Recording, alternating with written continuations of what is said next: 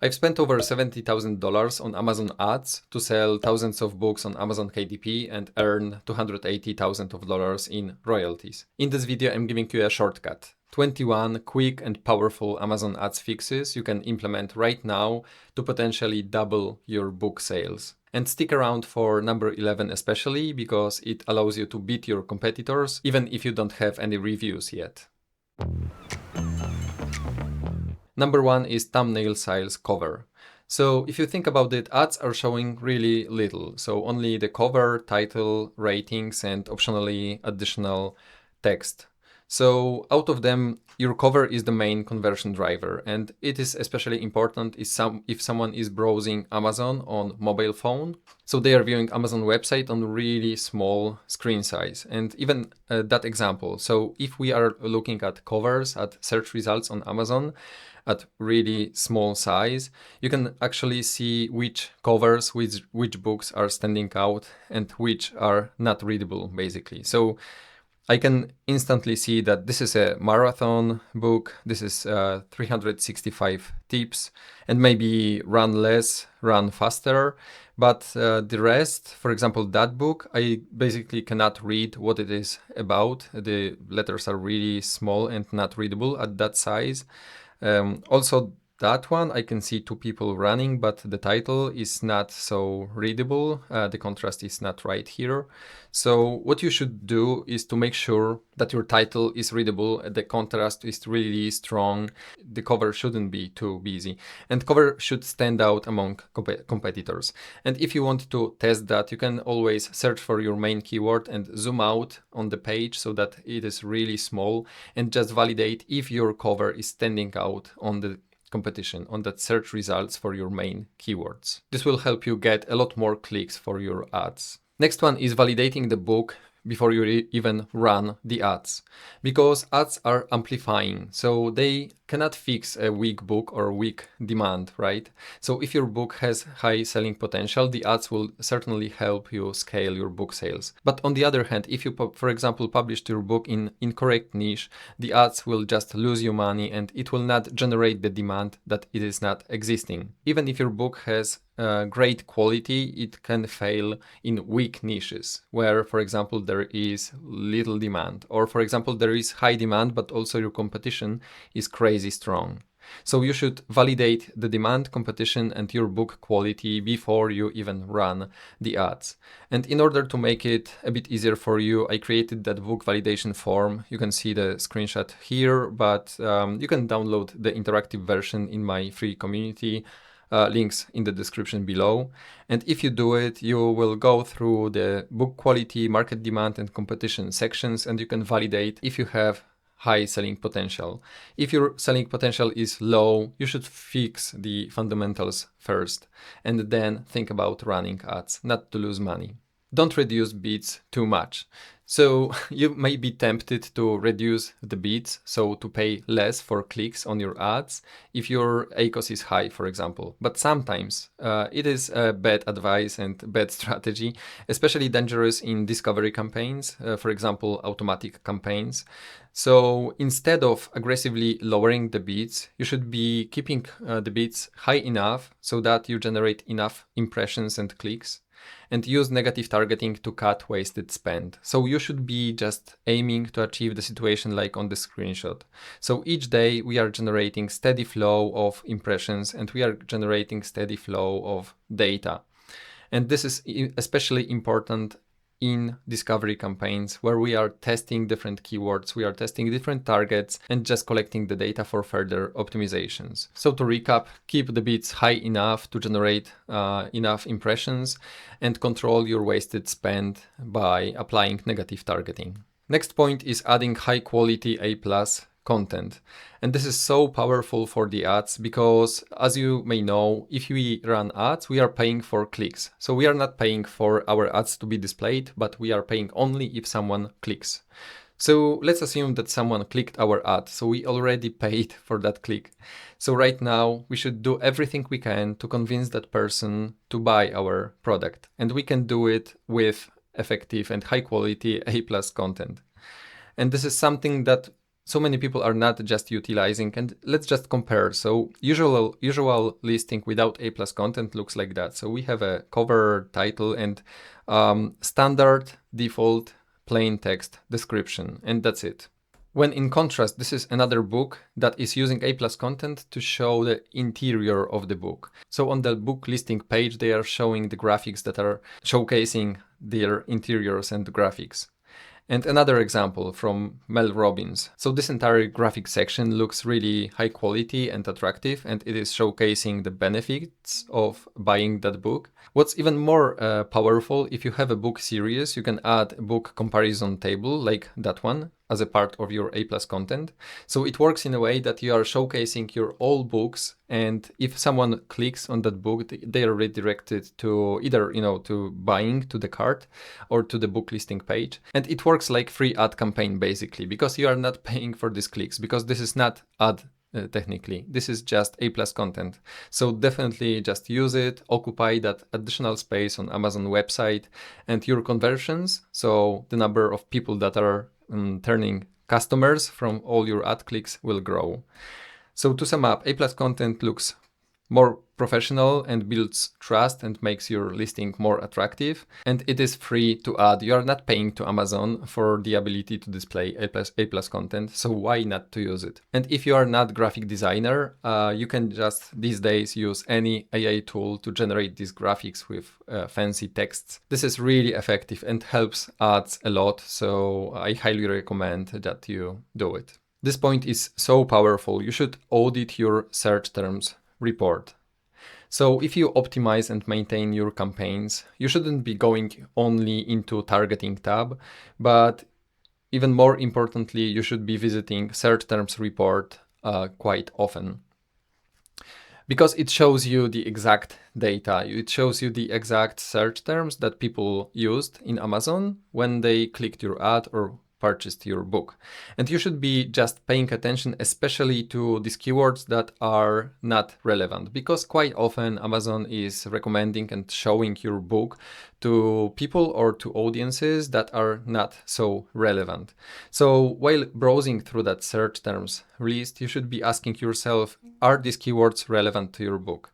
And would you like your book to be displayed for these searches, for these people? Additional way to check if the search terms are relevant, you can just take these keywords, these search terms, go into Amazon in incognito window in Chrome, for example, and you can search for these keywords and have a look at that search results and ask yourself if your book should be displayed here. So is it your niche? Are these books relevant to your book? If not, just exclude these keywords, add them as negative targets, and stop wasting money on advertising in these spaces. Because the biggest goal of the ads is to show our book to the right audience, but even more importantly, avoid the wrong audiences, because they will be looking around, but not buying anyway. So save your money and save your ad budget for profitable keywords instead.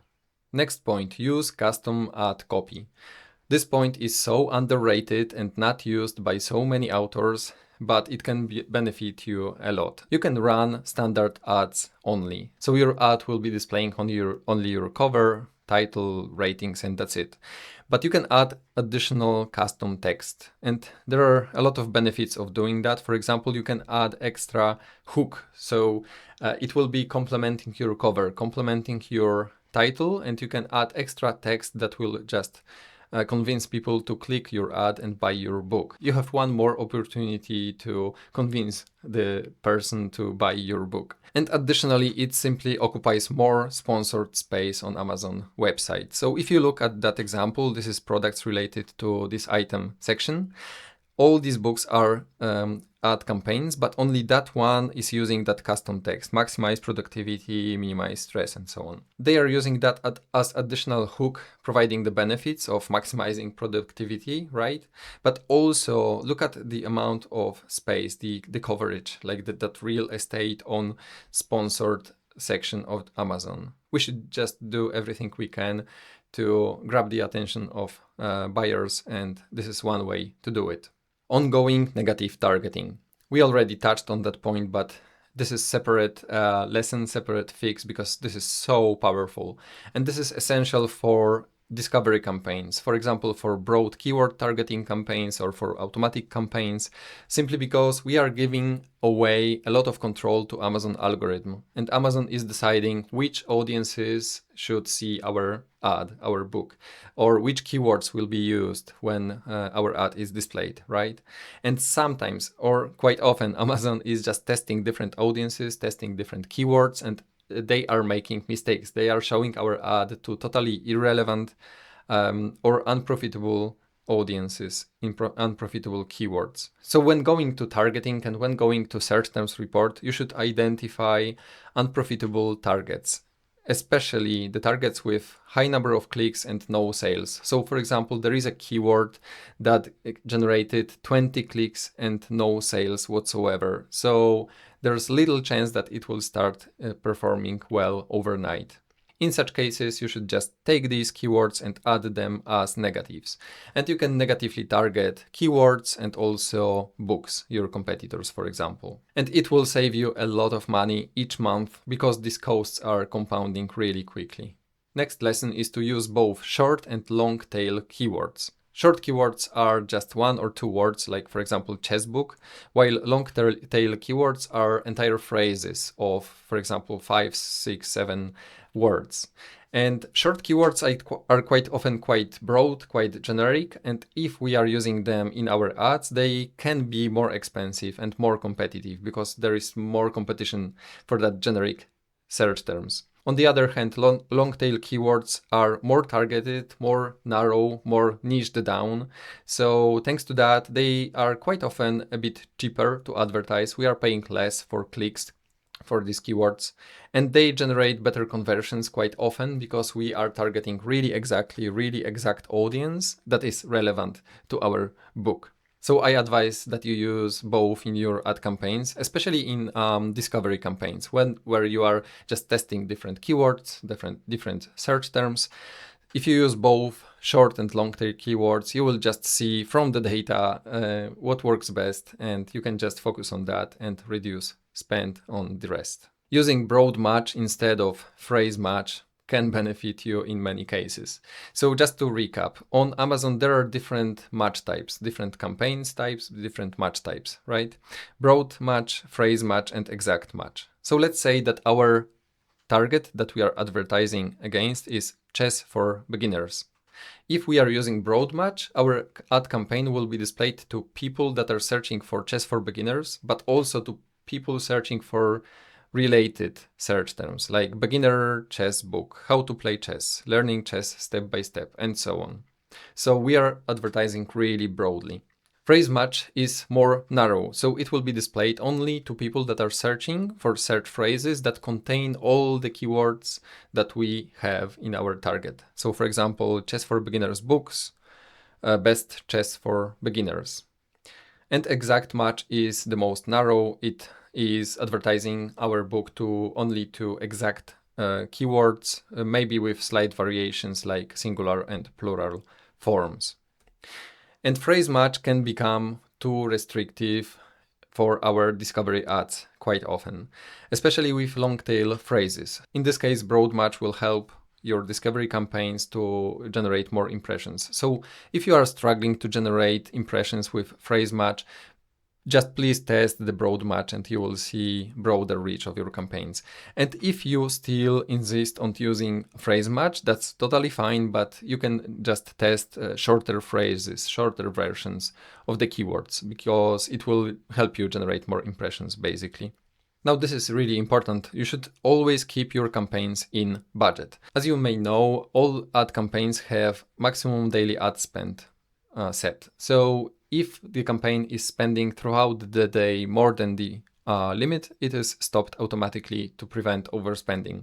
But what can happen is that campaign is working, half a day, and during the day it reaches the limit, and then it is paused, and you are just basically missing out on the opportunities to be displayed to the audience that is browsing Amazon in the evenings, for example. What you should do to avoid such situation is, for the campaigns that are winning, the campaigns that are effective with low ACOS, you should just increase your daily budget so that you are not missing out on these additional opportunities to sell your book. And if the campaign is not performing so well yet, you can just reduce the bid slightly so that campaign is delivering throughout the entire day and it is not stopped in the middle. That's really powerful advice. Use top of search placement. You may know that your ads can be displayed in many different places called placements in Amazon website. For example, your ad can be displayed on your competitor's listing page. It can be displayed in search results, but also the most powerful place is top of search. If someone is searching for a keyword, they will see the first book at the top or first row of the search results. So this is the top of search placement. And why it is so important? It is getting more clicks than the rest of the placements. The click-through rate is 10 times better than in the product pages, for example.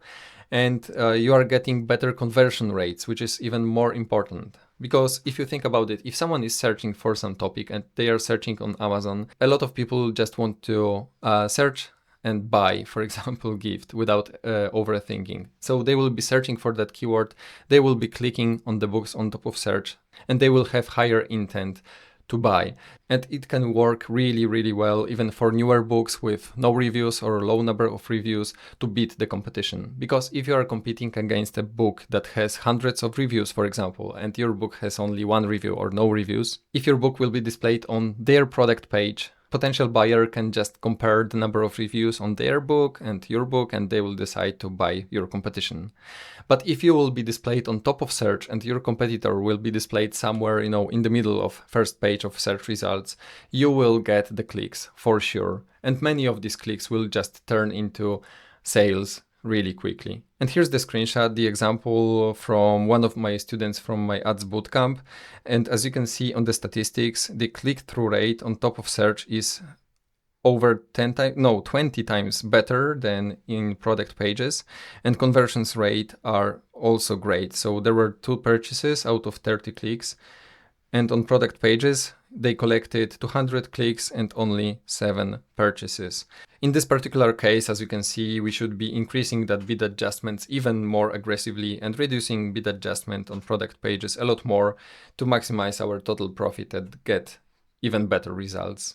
Next fix is don't panic and follow the data, because ads can fluctuate and bad days happen. And for example, you will have 2 or 3 days in a row with worse results and higher ACOS, and you shouldn't be making any emotional decisions. You should just stick to the data and pay close attention to the reports and to the metrics that matter. So you should be checking your click-through rate, conversion rates, ACOS, total ad spend, and making decisions on the base of that performance data. And you should be looking more long-term, because sometimes, there are few days of worse performance, but then the ads turn better in the next days. So you should be analyzing, for example, last 30 days or last 65 days of data to make more informed decisions. Use automation tools carefully. So there are many services out there that help you optimize and maintain your ads automatically. They are using AI and algorithms to maintain your ads. And this is really attractive because in theory, it saves you time. You just add them access and they are optimizing your campaigns automatically. But you shouldn't treat these services as a black box that you just enable that, give them access, and it will magically work without any of your control. My belief is that you should understand exactly what's their strategy, what are the rules, and what you should expect from them. And most importantly, how you can just monitor their performance and know when to continue using them and when to stop. So far, I met a lot of people that joined my community and wanted to learn the ads themselves because they were using these services for months, and sometimes they were confused why these services were making some illogical decisions. For example, reducing the campaigns that were working fine, or maybe keeping spending on unprofitable targets. Don't get me wrong, these services can work, but you should know how to control them and understand their strategy that they are using in the backend. You may also consider outsourcing your ads management, and this is a question to outsource or not. This is really tempting to outsource campaigns to freelancer or agency, for example, so that you don't have to worry about these reports and optimizations. And it can definitely work, especially if you exceeded certain threshold of income, monthly income, that you can invest in hiring freelancer or agency. But you should just pay attention to agree upfront on the budget, on the strategy, and also safety limits. So what they should do if something goes wrong, and how can you control their performance. But I think that in many cases, especially at the beginning, when we don't have hundreds or thousands of dollars per month to hire agency or freelancer, it's really good if you learn to optimize the ads yourself, simply because you can save freelancer fees, and instead of paying few $100s a month for freelancer, you can just take this money and use it as an ad budget, right? And you can use that money to get additional clicks and additional opportunities for your book to be sold via your ads. And learning how to run basic and effective ads is not so difficult as it may look like, especially if you have step-by-step strategy proven by others that you can just follow and make data-driven decisions without any guessing. Then you're in control and you are saving money on that agency or freelancer. But even if you hire a freelancer, you should also understand how the ads work. So that's the skill worth learning, in my opinion. Optimize your campaigns faster. Especially if you have a lot of books and you are running a lot of campaigns, you may feel that it is overwhelming and time-consuming to optimize them. But there are multiple ways to make this process less time-consuming and spend less time there and focus on the areas of the business that you like more. And one of these strategies is using the targeting tab that displays the targets from all your campaigns. So you can access that by going to main Amazon menu and targeting section. Inside, you will have one table with data from all your campaigns, and you can use it to sort that data by clicks, ACOS, or total spend to identify these targets that are most profitable and, on the other hand, most unprofitable that are wasting you money. And you will really quickly identify these targets and you can quickly apply these changes. And you can scale the winners, you can find these profitable search terms and focus your ad spend there. And on the other hand, you can just cut the wasted spend by negative targeting, for example, or by lowering the bids on these less profitable targets. So this is a huge time saver, and if you don't have too much time and if you don't want to click into each particular campaign, just use this one targeting tab on a regular basis and it will be quite effective use of your time. Next one, you should stop your ads if the data tell you so. So if you collected enough data, for example, you collected 300,000, 500,000 of impressions, and for example, 1,000 or 1,500 clicks, this is enough data for one book to make some final decisions. And if you spend all that money and you generated all these clicks and impressions and you are still losing money with your ads, so these ads are unprofitable, you are paying more and you are earning less in royalties, you should pause immediately and find your bottleneck. Because it doesn't work in a way that you will continue doing what you're doing and overnight everything will just improve itself. It doesn't work like that. You should just do the work and identify the bottleneck. And the bottleneck, for example, can be that the demand is too low or you are paying too much for your clicks. Maybe your competition is too strong. Maybe your cover needs improvements. Maybe you are earning too little, your royalties are too low, and maybe you can benefit from raising the prices and keeping ads active. So remember not to burn your money indefinitely. So if you collected enough data, then it's a time to identify some constraints, maybe fix them and run another test with the budget that you planned upfront without any overspending. Next lesson is to apply 80-20 rule. As everywhere in life, this is the same. So 20% of your campaigns will generate 80% of results. So if you don't have too much time and if you don't want to spend too much time on optimization and analysis of your results, just focus on the campaigns that are spending the most. And this way you can just cut the wasted spend on these campaigns that are burning money really quickly. And on the other hand, you can scale the profitable targets, these targets that are generating you the most sales with really great ACOS, profitable level of ACOS. And you can just ignore low impact noise if you have a lot of campaigns that are just spending pennies each day.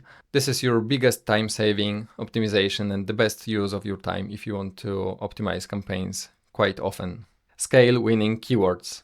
So far I told you about negative targeting, but there is another side of that business. So scaling what works. So you can find winning keywords in your search term reports, in your targeting tab. And if you identify these winning keywords, these are the golden nuggets that we are looking for. And you should definitely keep them active, keep them running, but you should also double down on them to maximize your total profit, to maximize the potential that's lying behind these keywords. So for example, if ACOS is low, so you are generating the sales with really profitable low level of ACOS, you should try increasing the bids for these winning keywords to maximize that total profit, to generate even more sales here. And there are other ways to scale. For example, you can create separate exact match campaigns so that you are running discovery campaigns with these profitable keywords, but you are also focusing on your budget narrowly on that exact search terms that are profitable. You can also think about launching other campaign types, for example, brand ads or video ads. They are quite a bit more expensive, but if you have the proven winning search terms, you can use them in video ads. Video ads are not the best way to run discovery campaigns, but if you proven some search terms to be working quite well, you can use them in your video ads. And this way you can dominate the search term. If someone is searching for some highly search volume search term, you will be displayed organically. You will be displayed with your sponsored keyword campaigns, for example, and with your sponsored brands and video ads. Setting portfolio budget caps is really simple, quick to do, and so overlooked by many people.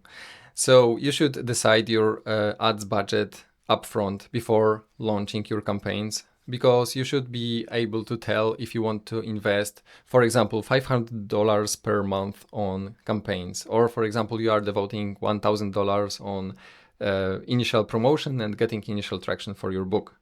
So what you should do is to decide that budget as a first step, and another step is to apply portfolio level caps. You can do it by creating a portfolio and adding all campaigns for that particular book into that portfolio. And on portfolio level, you can just set your monthly budget cap. If for some reason your campaigns for this book in this portfolio exceed that limit, all campaigns are paused automatically. So this is like a safety net. It will just help you prevent overspending without your control. And if the campaigns are stopped, you can just analyze what happened and decide what to do next, whether to increase monthly budget cap, or maybe to eliminate that bleeding targets and then enable the campaigns once again. Optimize your metadata. So this is not directly related to ads, but help a lot. And we are also focusing on that during our bootcamp, because we can do niche research. We can do a keyword research before running ads, but this is just a research. This is just estimates or expectations. But if we run the ads, we are getting the first-hand data, right? This is proven data that are coming directly from statistics of our sales.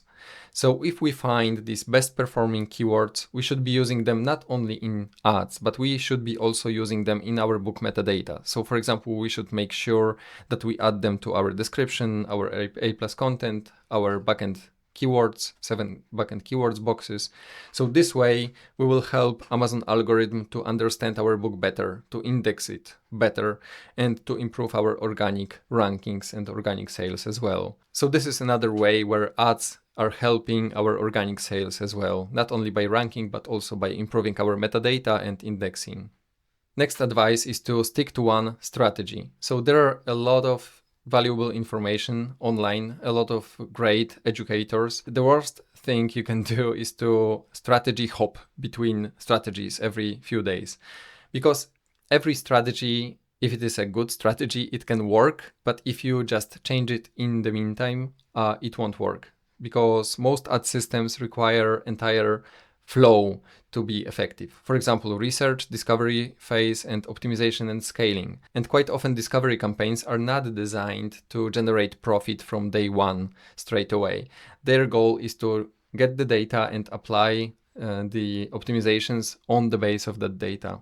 And you should judge the results of overall system, not just isolated days. So after going through entire strategy, you can tell if it worked or not. So don't switch between strategies if it feels uncomfortable. Just trust the process and be consistent, and you will see good results. So for example, the strategy that I teach in my KDP Ads Bootcamp consists of 3 phases: research, discovery ads, and optimization and scaling. And as you can see on that BSR chart, at the beginning, the BSR is quite high. The book is getting occasional sales, but we are just doing the research. In the second phase, we just launched discovery campaigns. So we generated more sales, but still BSR was quite high because we were just generating the sales, investing in getting the data, and then having that data. After we applied few optimization cycles, the BSR went lower and lower, meaning the sales were more frequent and profitability was better. And as you can see, the BSR was quite low at the end of the bootcamp and in the long term.